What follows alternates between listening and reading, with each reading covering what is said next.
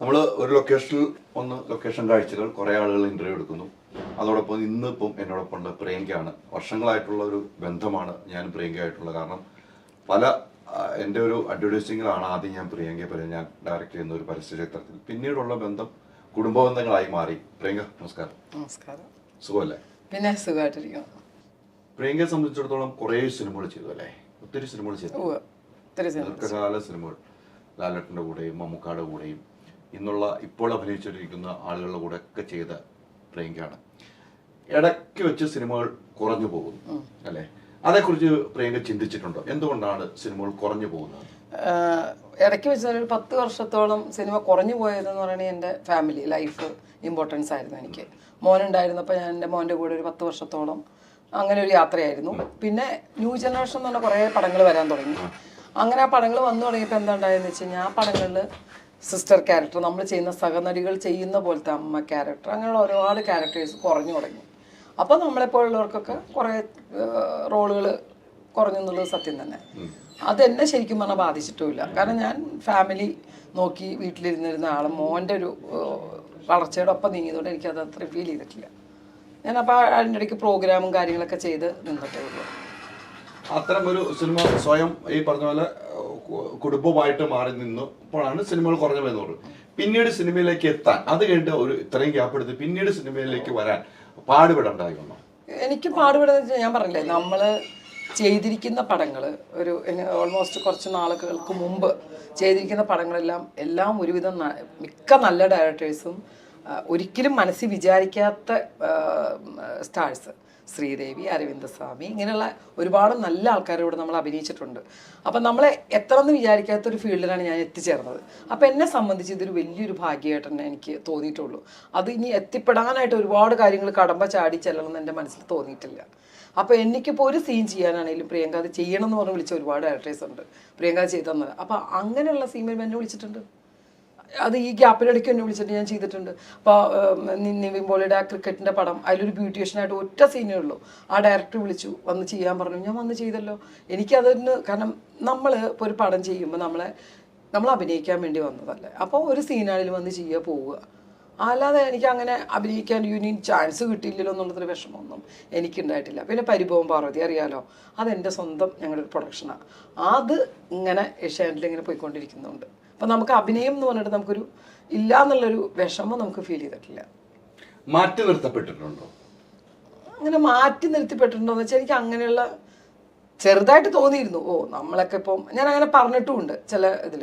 കാരണം ഇങ്ങനെ പടങ്ങൾ, പുതിയ ന്യൂ ജനറേഷൻ പടങ്ങൾ വരുമ്പോൾ നമ്മൾ മാറ്റി നിർത്താൻ നമുക്ക് തോന്നിയിട്ടുണ്ട്. കാരണം അതിൽ വരുന്നൊക്കെ പുതിയ ആൾക്കാരെ അവരുടെ ഒരു ഗ്യാങ് പോലെയൊക്കെ ചെയ്യാൻ തുടങ്ങിയെന്ന് എനിക്ക് തോന്നിയിട്ടുണ്ട്. കാരണം പടം കാണുമ്പോൾ ഒരു ഇതുമില്ലാത്ത പുതിയ ആൾക്കാർ വരുന്നു, അവരെ കണ്ടിന്യൂ ചെയ്തിട്ട് ചില ഗ്യാങ്ങുകൾ ഇങ്ങനെ കൊണ്ടുപോകും. എനിക്ക് ഫീൽ ചെയ്തിട്ടുണ്ട്. അപ്പോൾ ഞാൻ ചോദിക്കും, ഈ ക്യാരക്ടറൊക്കെ നമ്മൾ വിളിക്കായിരുന്നല്ലോ എന്ന്. പിന്നെ ഇതിനകത്ത് കുറേ പ്രശ്നങ്ങളുണ്ട്. ചിലപ്പോൾ എന്നെ വിളിക്കാൻ പറഞ്ഞിട്ടുണ്ടാവാം. ഒരു ഡയറക്ടർ എന്നോട് പറഞ്ഞ കാര്യമാണ്, പ്രിയങ്കയെ വിളിക്കാൻ പറഞ്ഞു, ഞങ്ങൾ പ്രിയങ്ക തന്നെ ഈ ക്യാരക്ടർ ചെയ്യട്ടെ എന്ന് പറഞ്ഞു. പക്ഷെ പ്രിയങ്കയ്ക്ക് ഡേറ്റ് ഇല്ല, വിളിച്ചിട്ട് കിട്ടിയില്ല എന്ന് പറഞ്ഞുകൊണ്ടാണ്. അങ്ങനെയും ഉണ്ടായിട്ടുണ്ട് കുറേ സംഭവങ്ങൾ. അപ്പോൾ നമുക്ക് എൻ്റെ മനസ്സിലെന്താണ്, അതെനിക്ക് വിധിക്കപ്പെട്ടതല്ല. എനിക്ക് വിധിച്ചപ്പോൾ ഈ പടം, ഈ റോള് ചന്ദ്രിക എന്ന റോള് എനിക്ക് വിധിച്ചതാണ്. ഞാൻ വന്ന് ചെയ്യുന്നു, അതിൽ വിശ്വസിക്കുക. നമ്മൾ ആരും പഴിചാരണ്ട. എനിക്ക് കിട്ടാനുള്ളത് എനിക്ക് വന്ന് ചേർന്നിരിക്കും. അതാണ് എൻ്റെ ഒരു വിശ്വാസം. ആ കാലഘട്ടത്തിൽ പ്രിയങ്കയുടെ കാലഘട്ടത്തിൽ ഉണ്ടായിരുന്ന കുറെ നടിമാരുണ്ടല്ലേ, അന്ന് കുറെ പേരുണ്ടല്ലോ. ആ സുഹൃത്ത് പോലെ ഇപ്പോഴും സൂക്ഷിക്കുന്ന നിങ്ങളുടെ അമ്മയുടെ പ്രോഗ്രാം വരുമ്പോൾ ഞാൻ കാണാറുണ്ട്. അവർക്കും സിനിമകൾ വളരെ കുറഞ്ഞു പോയായിരുന്നു. നിങ്ങൾ എല്ലാവരും കൂടെ അതേക്കുറിച്ച് ചർച്ച ചെയ്തിട്ടുണ്ടാവുമല്ലോ. അതെന്താണെന്നറിയോ, ഇപ്പം സിനിമ കുറഞ്ഞാൽ എൻ്റെ കൂടെ ഉണ്ടായിരുന്നു എന്ന് പറയുന്ന ആർട്ടിസ്റ്റുകളൊക്കെ സീരിയലായിട്ടും അവർ എൻഗേജഡാണ്. അവർക്കൊന്നും വീട്ടിലിരിക്കുന്ന ആൾക്കാരൊന്നുമല്ല, എൻഗേജഡാണ്. സിനിമ ഇല്ല എന്നുള്ള വലിയൊരു കുറവുണ്ട്. അതുണ്ടെങ്കിൽ പോലും നമുക്ക് അഭിനയമാണ്, നമുക്ക് ജീവിതമാർഗം അഭിനയം. സീരിയലായാലും അവർ അഭിനയിക്കുന്നുണ്ട്.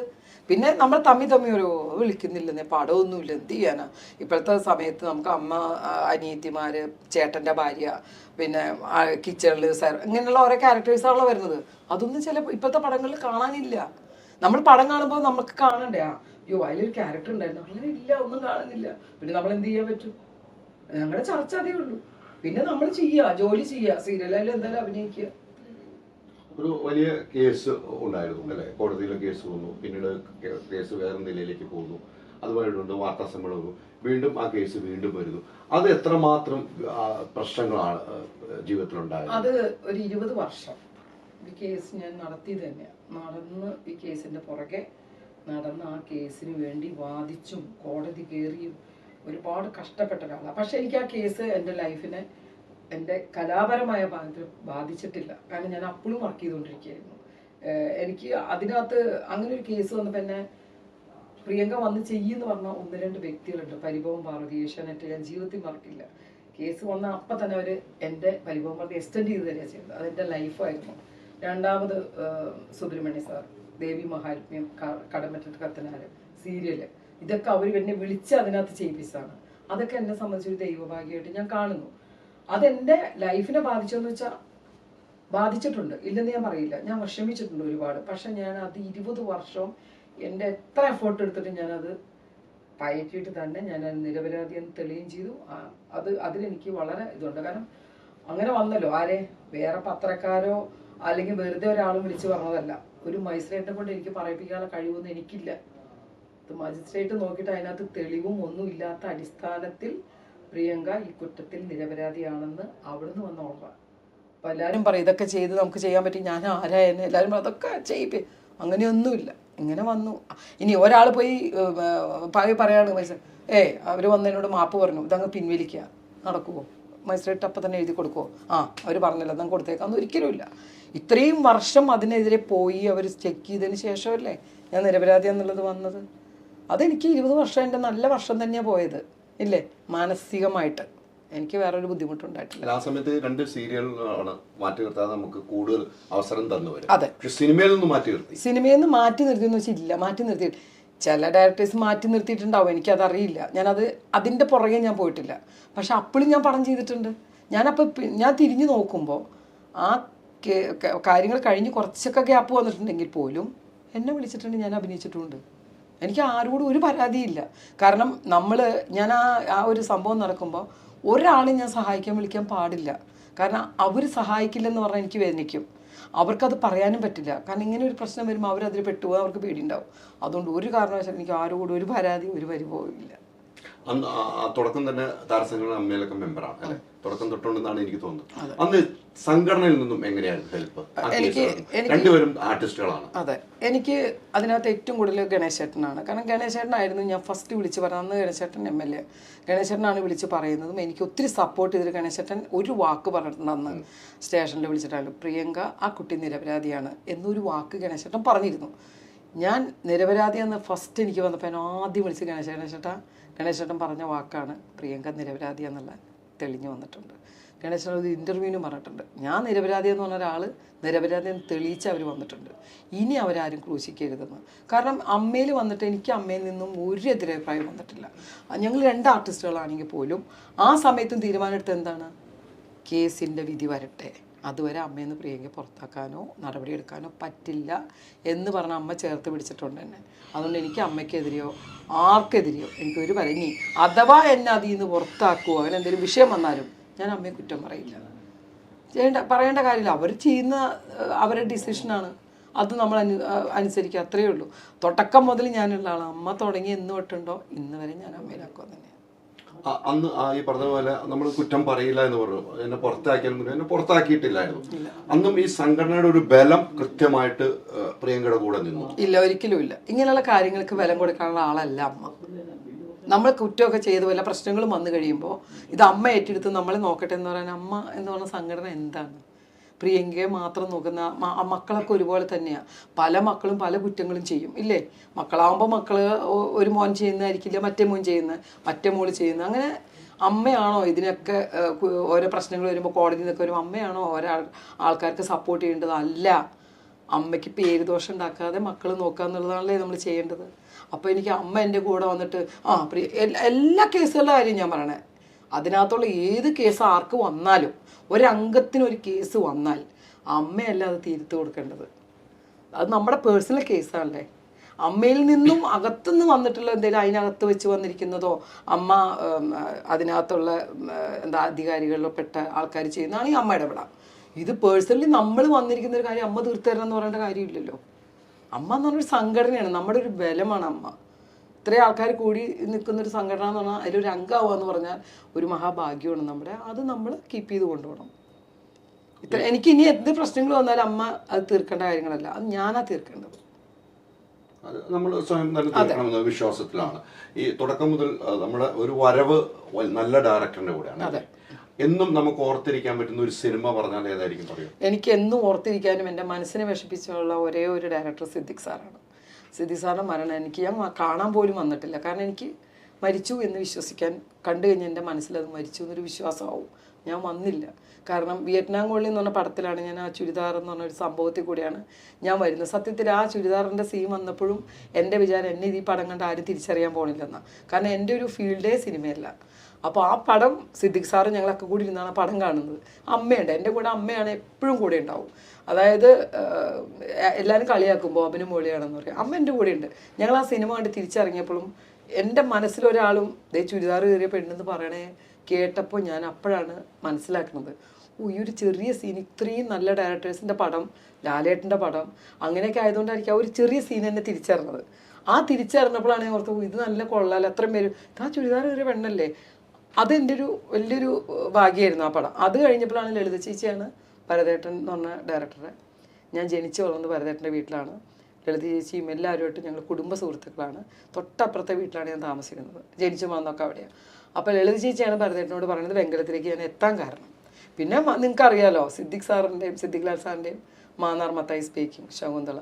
എനിക്ക് എൻ്റെ ജീവിതത്തിൽ സിനിമാ ഫീൽഡിൽ ഏറ്റവും ബഹുമാനവും എനിക്ക് എൻ്റെ ജീവിതത്തിൽ മറക്കാനും ഒരുപാട് ദൈവത്തിന് തുല്യം കാണുന്നൊരു ഡയറക്ടർ ആരാന്ന് വെച്ചാൽ സിദ്ദിഖ് സാറാണ്.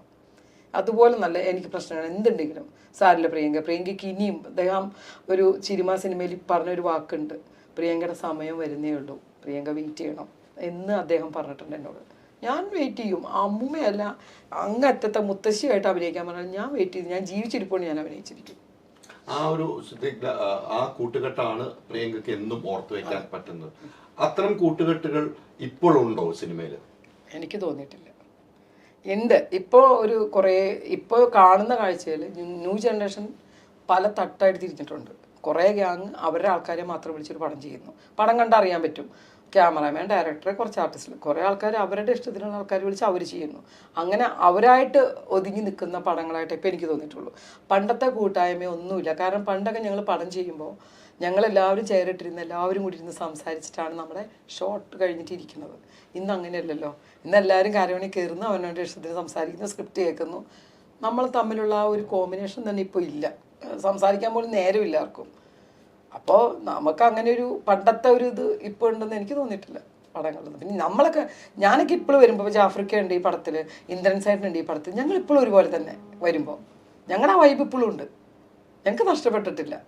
ഞങ്ങളത് എൻജോയ് ചെയ്യുകയാണ്. ഇപ്പോൾ ഞങ്ങളൊരു കാരവണിലല്ലോ ഇന്നിരുന്നത്. ഞങ്ങൾ പരസ്യമായിട്ട് മാവിൻ്റെ ചുവട്ടിലാണ് ഞങ്ങളിരുന്നത്. ആര് കാരവൺ അവിടെ ഉണ്ട്, ഇന്ദ്രൻ സൈഡും ജാഫ്രിക്കയും ഞങ്ങളെല്ലാവരും കൂടി അവിടെ ഇരുന്നാണ് സംസാരിക്കണേ. ഞങ്ങളുടെ പഴയ കാര്യങ്ങളൊക്കെ ഞങ്ങൾക്ക് അത് നഷ്ടപ്പെട്ടിട്ടില്ല. ഇപ്പോഴത്തെ തലമുറയ്ക്ക് നഷ്ടപ്പെട്ടിട്ടുണ്ടാവും. നമുക്കൊന്നും ചെയ്യാനില്ലല്ലോ. ജീവിതത്തിൽ ഏറ്റവും വലിയ നഷ്ടം എന്ന് പറയുന്നത് ഏതായിരിക്കും? എനിക്കോ? എൻ്റെ ജീവിതത്തിൽ ഏറ്റവും നഷ്ടം എന്ന് പറഞ്ഞാൽ എൻ്റെ അച്ഛൻ തന്നെയാണ്. കാരണം അച്ഛൻ്റെ സ്നേഹം എനിക്ക് ഒട്ടും കിട്ടിയിട്ടില്ല. 4 വയസ്സിൽ എൻ്റെ അച്ഛൻ മരിച്ചു പോയത്. അച്ഛൻ എന്ന് പറയുന്നത് എനിക്ക് നഷ്ടമാണ്. പിന്നെ ഫീൽഡിൽ വന്നാലല്ലോ എൻ്റെ ജീവിതത്തിലെ നഷ്ടം എൻ്റെ അച്ഛൻ തന്നെയാണ്.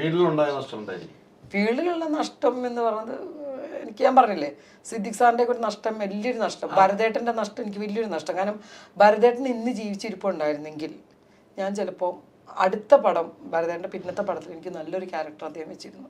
അദ്ദേഹം തന്നെ പറഞ്ഞിട്ടുണ്ട്, ഇവളെ ട്രെയിൻ ചെയ്ത് വരുന്നേ ഉള്ളൂ, ഇവൾക്ക് ഇനിയും സമയമുണ്ട്, ഇവൾക്ക് നല്ലൊരു ക്യാരക്ടർ കൊടുക്കാൻ എനിക്ക് പറ്റിയിട്ടില്ല. കാരണം വൈശാലി സമയത്തൊന്നും ഞാൻ അഭിനയിക്കുന്നില്ല. അദ്ദേഹം ഉണ്ടായിരുന്നെങ്കിൽ ചിലപ്പോൾ ഈ ഫീൽഡിൽ ചിലപ്പോൾ എനിക്ക് വേറെ ഒരു തലവായിരിക്കും ഉണ്ടാവുക. ഈ ഗ്യാങ്ങിന്റെ കാര്യം പറഞ്ഞു. അപ്പം ഒരു ഗ്യാങ് ഉണ്ട് അല്ലെങ്കിൽ ഒരു ഗ്രൂപ്പ് ഉണ്ട് എന്ന് പറഞ്ഞു. ആ ഗ്രൂപ്പിലേക്ക് എത്തിപ്പെടാൻ പറ്റാത്തത് എന്തുകൊണ്ടായിരിക്കും?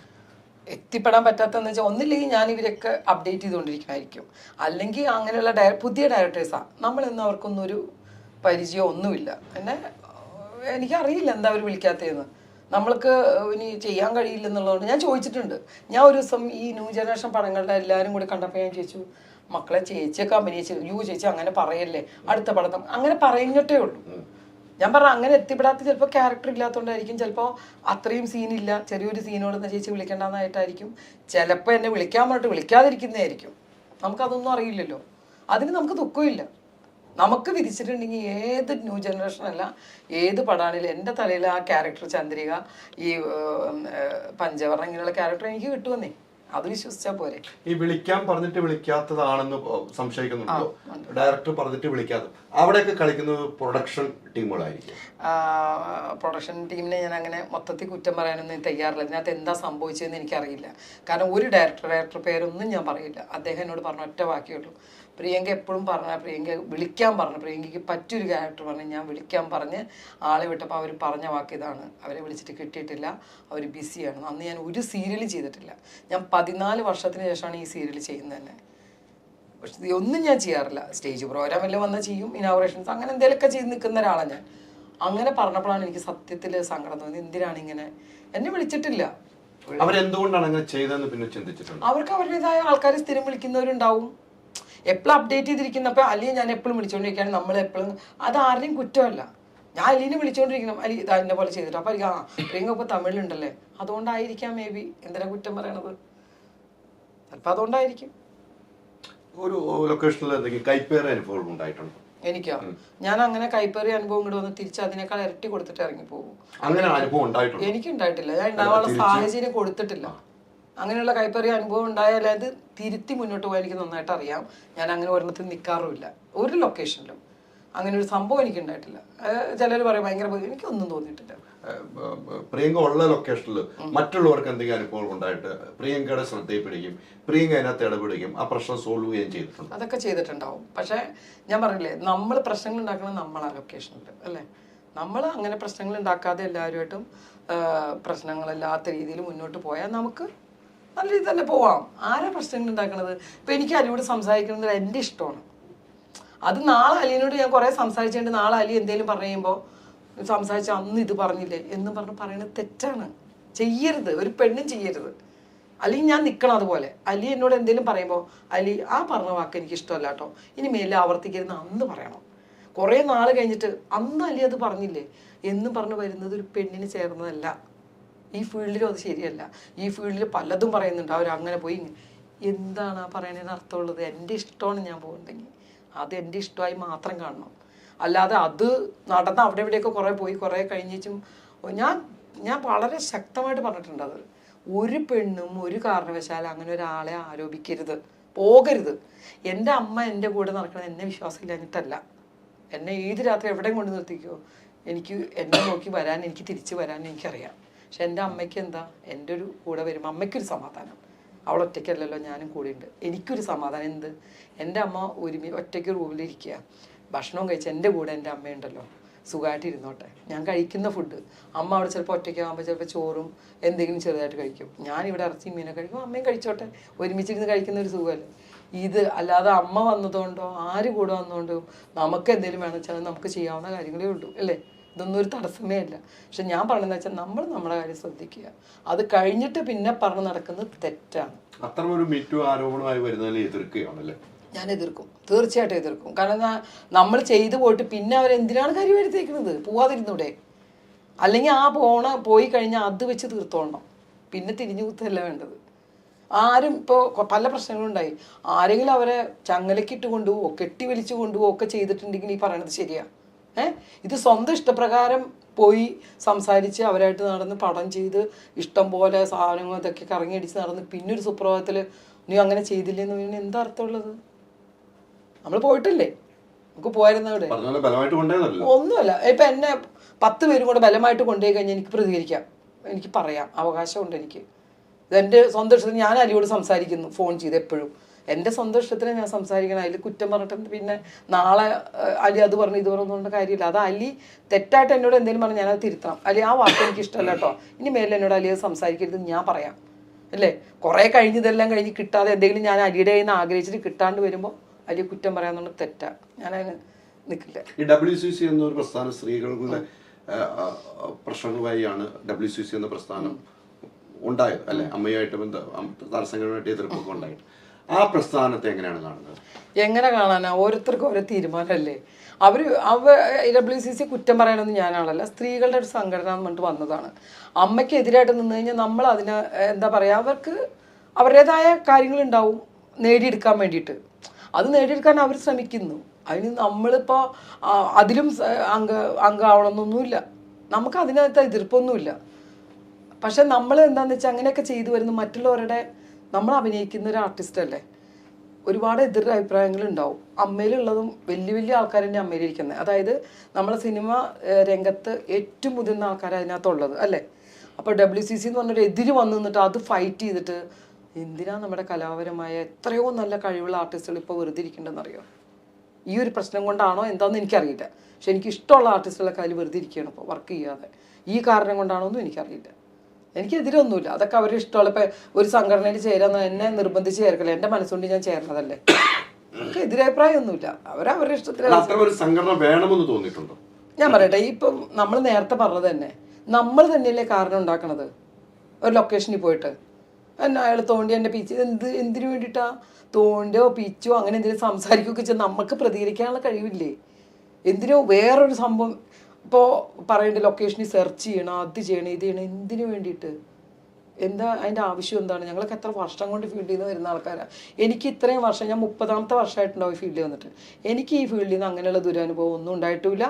ഒരു വർക്കിൽ നിന്ന് എനിക്ക് അങ്ങനെ ആരുമായിട്ടൊരു പ്രോബ്ലം ഉണ്ടായിട്ട് തിരിച്ചു പോകുന്ന ആളുമല്ല ഞാൻ. എനിക്ക് ഇഷ്ടപ്പെട്ടില്ലേ എന്തെങ്കിലും സംസാരിച്ചോ, ശരി ഇവിടെ വെച്ച് നിർത്ത്, ഞാൻ പോവാന്ന് പറഞ്ഞു പോന്നിട്ടേ ഉള്ളൂ. നമുക്കങ്ങനെ ചെയ്തൂടെ? എന്തിനാ അതിന് പ്രത്യേകിച്ച് ഒരു സംഘടന? ഈ സംഘടനയ്ക്ക് അല്ല, WCCയുടെ പ്രവർത്തനം ഏത് മേഖലയിലാണ് പോകുന്നത് നമ്മളെല്ലാവരും കാണുന്നുണ്ട്. അതെ, ഇപ്പൊ WCCയുടെ പ്രവർത്തനം എന്താണെന്ന് പോലും നമുക്കറിയാത്ത അവസ്ഥയിലും അല്ലേ ആണല്ലോ. അപ്പൊ ഞാൻ അതിനെ കുറിച്ചൊന്നും ചിന്തിക്കാനൊന്നും പോകാറില്ല. കാരണം നമുക്ക് അമ്മയെ നമ്മൾ കുറ്റം പറയില്ല. കാരണം അമ്മ എന്ന് പറഞ്ഞാൽ സംഘടനയ്ക്ക് ഒരു പരിധിയുണ്ട്. ആർട്ടിസ്റ്റുകളുടെ കളത്തിൽ ഇടപെടാനാണ് ഇരുന്നത്. എനിക്ക് അമ്മേനൊന്നും കുറ്റം പറയാനൊന്നുമില്ല. എത്രയോ നല്ല പ്രവർത്തികളുണ്ട്. ഇപ്പം ഞാൻ പറയട്ടെ, ഒരു 5000 രൂപ വെച്ച് എല്ലാ മാസവും 1-ാം തീയതി എൻ്റെ ബാങ്കിൽ വരുന്നുണ്ട്. ഈ 5000 രൂപയും കൊണ്ട് ഓരോ വീട്ടുകാരും ജീവിക്കുന്നുണ്ട്, മരുന്നും വാടകയും ഒക്കെ കൊടുത്ത്. അത് കാണാൻ മനുഷ്യന് കണ്ണില്ലേ? അതുകൊണ്ടാണ് ജീവിക്കുന്നവർ. അപ്പോൾ അതും ഒരു അമ്മ ചെയ്യുന്നൊരു പുണ്യപ്രവൃത്തി തന്നെയല്ലേ. എത്രയോ പേർക്ക് വീട് വെച്ച് കൊടുക്കാനും ആവശ്യങ്ങളൊക്കെ ചെയ്യില്ല. പിന്നെ അമ്മ എല്ലാവരുടെയും പേഴ്സണൽ കാര്യങ്ങളൊക്കെ ഇടപെട്ട് ചെയ്തു തന്നില്ല, ആ പൈസ വാങ്ങിച്ചു, ഇത് വാങ്ങിച്ചെന്നില്ല, ഇതെന്ന് പറയുന്നതിന് അർത്ഥമൊന്നുമില്ല. അമ്മ ചെയ്യേണ്ടതൊക്കെ ചെയ്യുന്നുണ്ടെന്ന് തന്നെ വിശ്വസിക്കുന്നു അല്ലേ? ഞാൻ വിശ്വസിക്കുന്നു. ഈ പറഞ്ഞ പോലെ WCCയുടെ ഒരു പോരാട്ടത്തിലാണ് നമുക്ക് പല കമ്മിറ്റികൾ രൂപീകരിച്ചത്. ഹൈക്കോടതി വരെ ഇടപെട്ടിരുന്നു അല്ലെ, കംപ്ലൈന്റ് കമ്മിറ്റി. അത് WCCയുടെ പോരാട്ടമാണ്. ഒരു കാരവാൻ വിഷയം WCCയുടെ പോരാട്ടമായിട്ട് വന്നു എന്ന് പറയുന്നവർ, നമുക്കൊരു ടോയ്ലറ്റ് പോലും ഇല്ലാത്ത അവസ്ഥ വരുന്ന, അതൊക്കെ WCCയുടെ പോരാട്ടമായി തന്നെയാണ് വന്നതെന്നാണ് അവരൊരു വാദം. അതെങ്ങനെ കാണുന്നു? ഞാൻ അത് പറയില്ല. കാരണം ഈ WCC വരുന്നതിന് മുമ്പേ ഞാൻ ഇവിടെ സംസാരിച്ചിട്ടുണ്ട്. കാരണം ഞങ്ങൾ ഒരു സ്ഥലത്ത് ഷൂട്ടിങ്ങിന് പോയപ്പോൾ, ഇന്ന് WCC ഒന്നുമില്ല, കാരവൺ വന്ന് തുടങ്ങിയ സമയമാണ്. ഞങ്ങൾക്ക് അവിടെ ഡ്രസ്സ് മാറാനോ ഒന്നിനും പരസ്യമായിട്ടൊരു സ്ഥലം, ഞങ്ങൾ എന്ത് ചെയ്യും? അന്ന് ഞാൻ വാദിച്ചു തന്നെ. അവിടെ അത്ര ആൾക്കാരുണ്ടായിരുന്നു.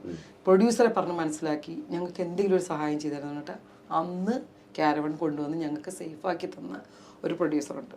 അപ്പം ഞാൻ പറഞ്ഞ WCC ഇടപെട്ടുകൊണ്ടൊന്നുമല്ല, അങ്ങനെ ഞാൻ പറയില്ല. കാരണം അതിന് മുമ്പേ നമ്മൾ ഇതിനു വേണ്ടി സംസാരിച്ചിട്ടുണ്ട്. ഇത് ശ്രദ്ധയിലും പെടുത്തിയിട്ടുണ്ട്, അമ്മേനും ശ്രദ്ധയിൽ പെടുത്തിയിട്ടുണ്ട്. അമ്മ പ്രൊഡ്യൂസർ അസോസിയേഷനിൽ സംസാരിച്ചിട്ടുമുണ്ട്.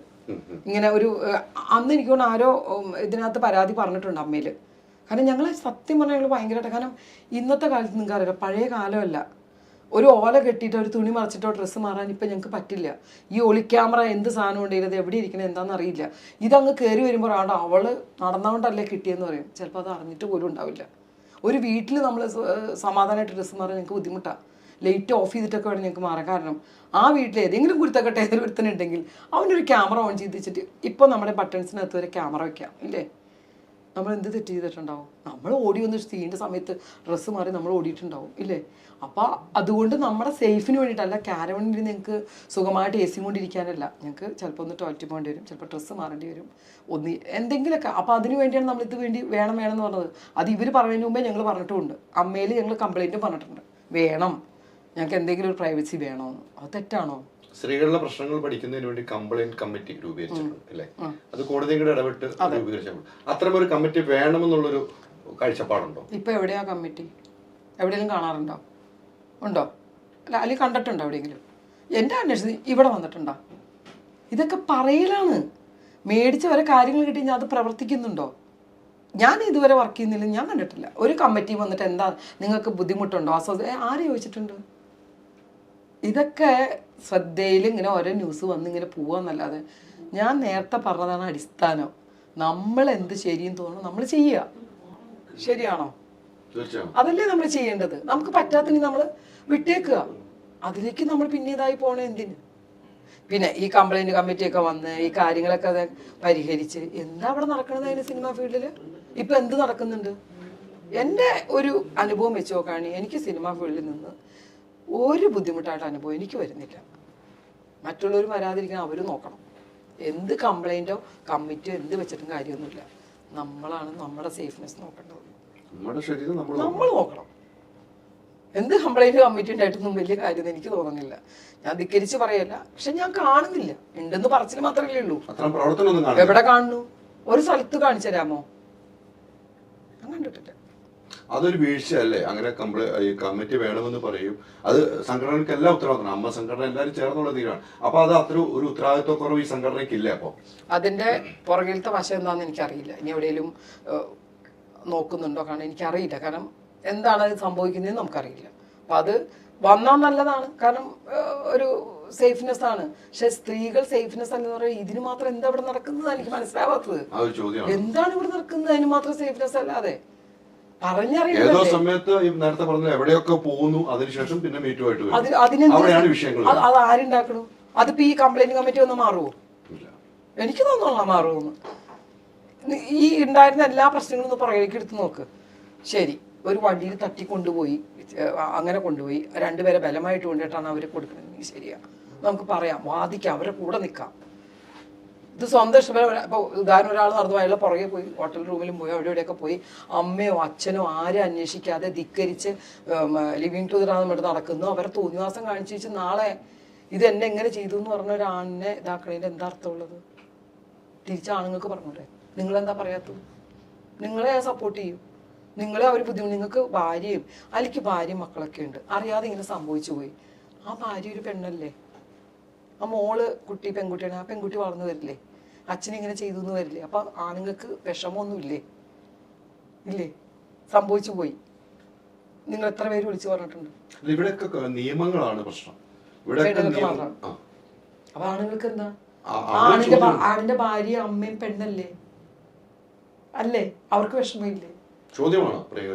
അതെന്താ തിരിച്ചറിയണം. നമ്മളിപ്പോ ഞാനൊരു ആരോപണം, ഇപ്പൊ ഞാൻ നേരത്തെ പറഞ്ഞു, നമ്മളൊരു ആരോപണം ഉന്നയിക്കുമ്പോൾ നിങ്ങൾക്ക് ഭാര്യയുണ്ട്, നിങ്ങൾക്ക് തിരിച്ചു ചോദിച്ചൂടെ? ചോദിക്കാം. ഒരാൾ പെണ്ണിന് അത് ഇനി പണ്ടാ. ഇപ്പൊ ഒന്നും സ്ത്രീയുടെ കൂടെ ഒന്നും സമൂഹം നിൽക്കൊന്നുമില്ല. സമൂഹം നിങ്ങളെടുത്ത് നോക്ക്, അഭിപ്രായങ്ങളെടുത്ത് നോക്ക്. പോയിട്ടല്ലേന്ന് ചോദിക്കണത്. എന്തുകൊണ്ട് അമ്മയും കൊണ്ട് പോയില്ല?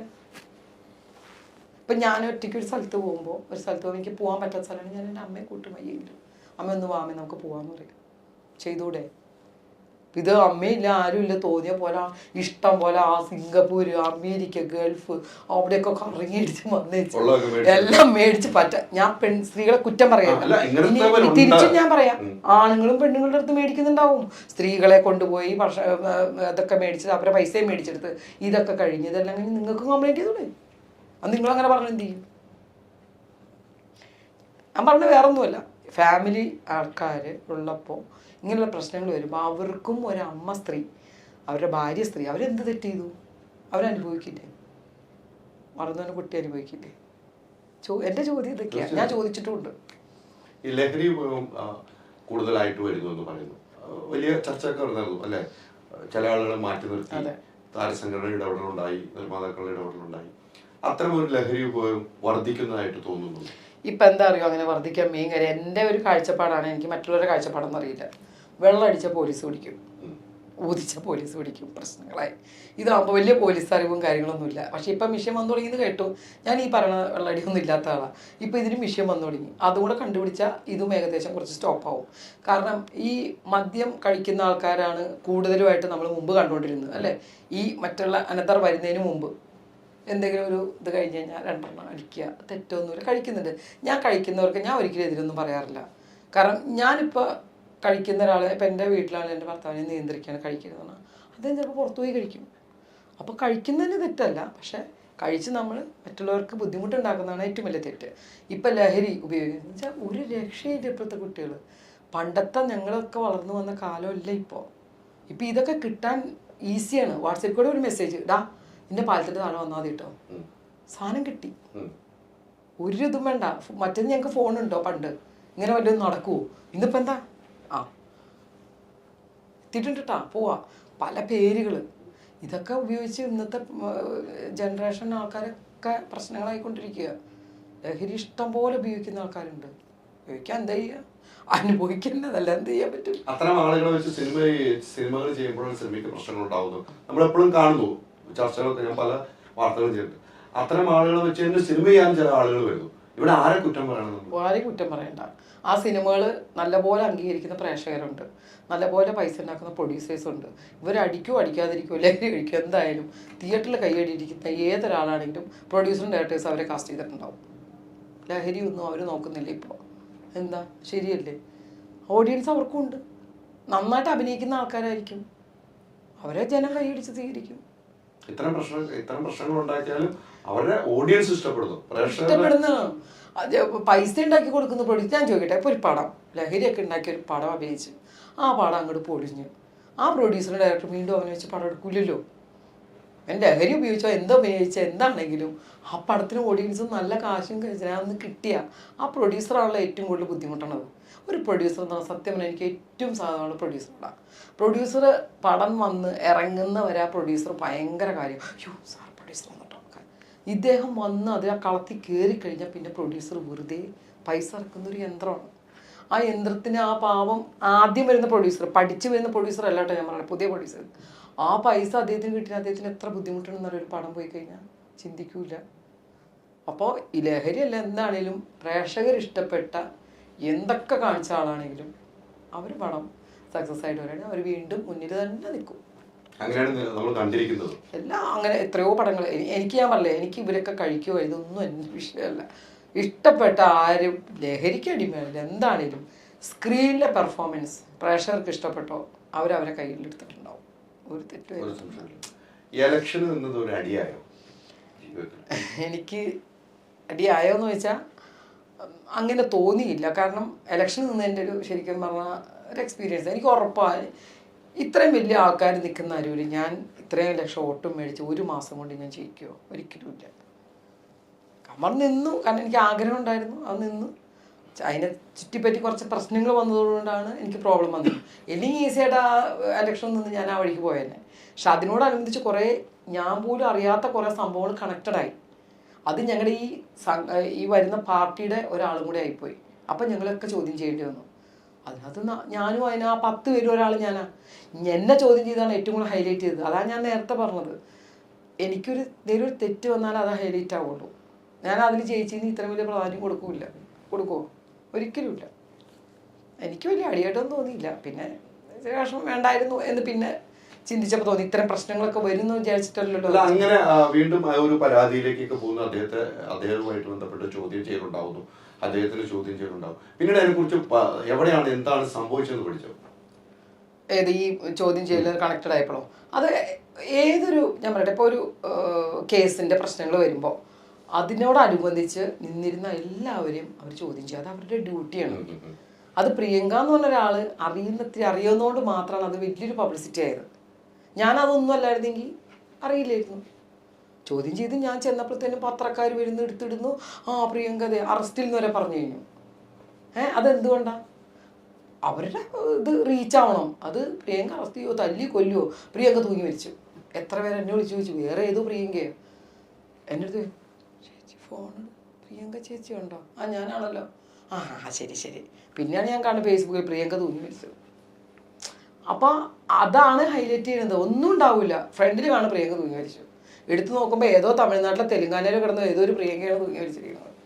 അപ്പോൾ കണക്റ്റായിട്ട് വന്നുകൊണ്ടിരിക്കും. അതൊന്നും കേട്ട് അതിൻ്റെ കമൻ്റൊക്കെ വെച്ച് സങ്കടപ്പെടാനൊന്നും ഞാനില്ല. വന്നത് വന്നു. ഇനി നമ്മൾ നോക്കുമ്പോൾ നമ്മൾ ശ്രദ്ധിക്കുക. കാരണം ഒരുപാട് പ്രശ്നങ്ങൾ വന്ന് പെട്ടിട്ടുണ്ട്, ഇല്ലെന്നൊന്നും ഞാൻ പറയുന്നില്ല. ഈ പ്രശ്നങ്ങൾ ഞാൻ അറിയാതെ വന്ന് സംഭവിച്ചു പോയ കാര്യങ്ങളാണ്. അതെല്ലാം ഞാൻ കുറച്ചുകൂടി സോൾവ് ചെയ്ത് ഞാനിപ്പോൾ വർക്കും കാര്യങ്ങളൊക്കെ ആയിട്ട് ഇപ്പോൾ മെൻ്റലി നല്ല ഇതിൽ നിൽക്കുകയാണ്. പഴയ കാര്യങ്ങളും ഇതൊക്കെ എല്ലാം അതറിയാമല്ലോ. അതിൻ്റെ ഒന്നും ഇനിയില്ല. ഇനി അത് അവിടെ കഴിഞ്ഞു പോയ സംഭവം. ഞാൻ പറഞ്ഞ എന്തെങ്കിലുമൊക്കെ കാര്യങ്ങൾ ഉണ്ടെങ്കിൽ തന്നെ അതെൻ്റെ അറിവില്ലായ്മ കൊണ്ട് വന്നതാണ്. അത് ഞാൻ മാറ്റി നമ്മൾ സ്വയം അനലൈസ് ചെയ്തെടുത്തതാണ്. ചെയ്യേണ്ടായിരുന്നു, അങ്ങനെയൊന്നും വലിയ വലിയ പ്രശ്നങ്ങളല്ല, കൊച്ചു കൊച്ചു പ്രശ്നങ്ങളാണെങ്കിലും അത് നമ്മൾ സോൾവ് ചെയ്യും. അത് കണ്ട് ആരും ഇനിയിപ്പം എന്നെ അങ്ങനെയല്ലേ അയ്യോ അവരെല്ലാത്തിനും പ്രശ്നം, അങ്ങനെ ഒരു ടോക്ക് വന്നിട്ടുണ്ട്. അതെനിക്ക് വിഷമമുണ്ട്. പക്ഷേ ഒരു കാര്യം വീണ്ടും ഞാൻ പറയാം, ഞാൻ എവിടെ ഇതൊക്കെ പ്രശ്നങ്ങൾ എന്തൊക്കെ ഉണ്ടായിട്ടുണ്ടെങ്കിലും സത്യമായിട്ടും ജനങ്ങൾക്ക് എന്നെ ഇഷ്ടമുണ്ട്.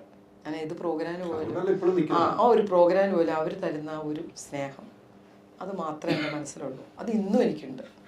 എനിക്കത് മതി. വേറെ എന്താ, എനിക്ക് ഞാൻ പറഞ്ഞില്ല, ഞാൻ ഭയങ്കരമായിട്ട് വലിയൊരു നടിയാവണമെന്ന് ആഗ്രഹിച്ച് വന്ന ആളല്ല. ഇതെൻ്റെ ലോട്ടറിയാണ്. എനിക്കൊരു കോടി അടിച്ച ലോട്ടറിയാണിത്. ഞാനിതിൽ സന്തോഷിക്കുന്നു. എനിക്കിതിൻ്റെ അപ്പുറം വേണ്ട, കോടി വേണ്ട, എനിക്കിത് മതി. അപ്പോൾ പിന്നെ കിട്ടുന്നതൊക്കെ എൻ്റെ ഭാഗ്യമല്ലേ. ഇനി കിട്ടുന്നതൊക്കെ എൻ്റെ ഭാഗ്യമാണ്. ഇപ്പോഴും ഞാൻ ഉറച്ചാലിയോട് പറയാം, എൻ്റെ സമയം വന്നിട്ടില്ല. എനിക്കൊരു ഏതെങ്കിലും ഒരു ക്യാരക്ടർ എനിക്ക് കിട്ടും, അന്ന് നമ്മൾ ഇതുപോലെ ഇരുന്ന് വീണ്ടും സംസാരിക്കേണ്ടി വരും. ഈ മമ്മൂക്കായിൽ നിന്നും കിട്ടിയിരിക്കുന്ന ഒരു ഉപദേശം എന്തായിരിക്കും? മമ്മൂക്കായിൽ നിന്ന് കിട്ടിയത്, അദ്ദേഹം എന്ന് പറഞ്ഞാൽ ഒരു എല്ലാവരും പറയുന്ന പോലെ ഒന്നുമല്ല, നമ്മളും അങ്ങനെയൊക്കെ കുറേ കേട്ടിട്ടില്ല. പക്ഷെ മമ്മൂക്ക എന്ന് പറഞ്ഞാൽ സത്യം പറഞ്ഞു കഴിഞ്ഞാൽ ഒരു പഠിക്കേണ്ട ഒരാളാണ്. അത്ര നല്ലൊരു മനുഷ്യനാണ് മമ്മൂക്ക.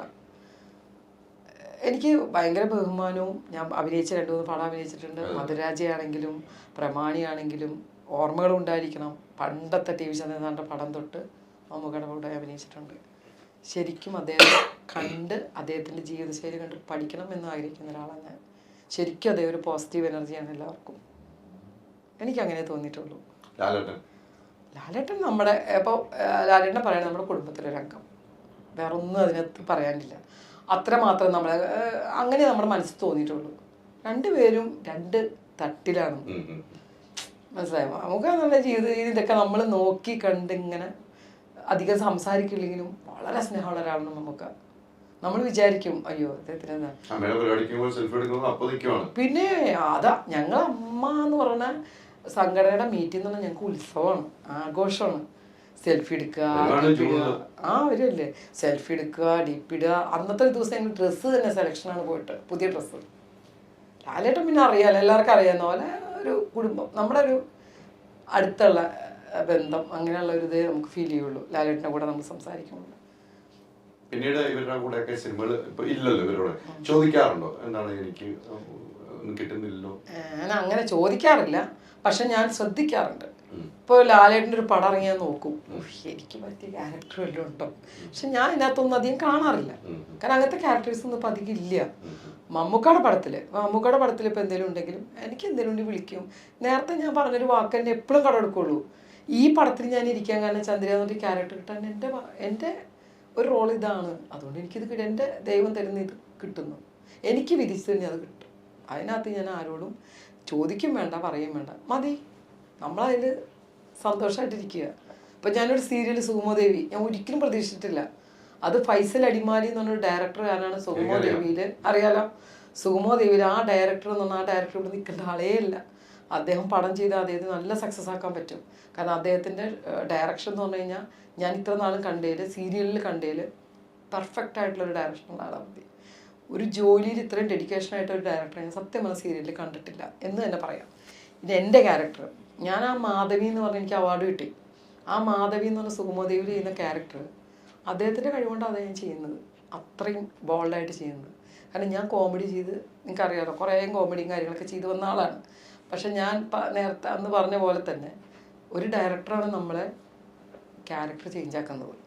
കോമഡിയിൽ നിന്ന് തന്നെ ഒരു നോട്ടത്തിൽ എന്തെങ്കിലും പഠിച്ചു അപ്പോൾ സാറ് വിളിച്ച് പറയും, പ്രിയങ്ക എന്തേ കാണിക്കും, ചീത്ത പറയും നമ്മളെ. ഞാനത് ആസ്വദിച്ച് വർക്ക് ചെയ്യുന്ന ഒരാളാണ്, അങ്ങനെ പറയണം. അല്ലാതെ ഞാൻ എന്തെങ്കിലും ചെയ്താൽ അത് ഓക്കെ പാടില്ല, തിരുത്തി നമ്മളെ കൊണ്ടുവരണം. അതന്നെ ചെയ്യേണ്ടത്. അത് ചെയ്യുന്ന ഒരു ഡയറക്ടറാണ് ഫൈസൽ അടിമാലി.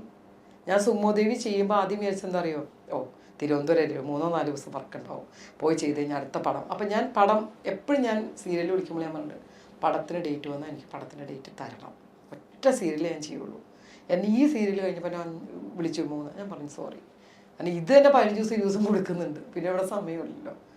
അപ്പോൾ ആ സീരിയൽ ഞാൻ ചെയ്തത് ഈ 14 വർഷത്തിൽ ചെയ്തെങ്കിൽ അത് വളരെ നല്ല റേറ്റിങ്ങിൽ ഫ്ലവേഴ്സിൽ അവരുടെ സ്വന്തം പ്രൊഡക്ഷനിൽ നല്ല രീതിയിൽ പോകുന്നുണ്ട്.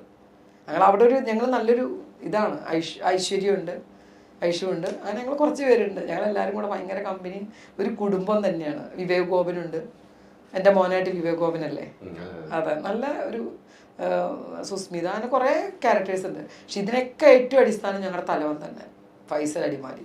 ഞാൻ ആദ്യമായിട്ടാണ് ഫൈസൽ അടിമാലി നമ്മുടെ പടത്തിൽ സീരിയലാണ്. പറഞ്ഞതുപോലെ നമ്മുടെ സമയം ഇനിയും കിടക്കുകയാണ് ഈ ക്യാരക്ടർ, അത്രേ ഉള്ളൂ.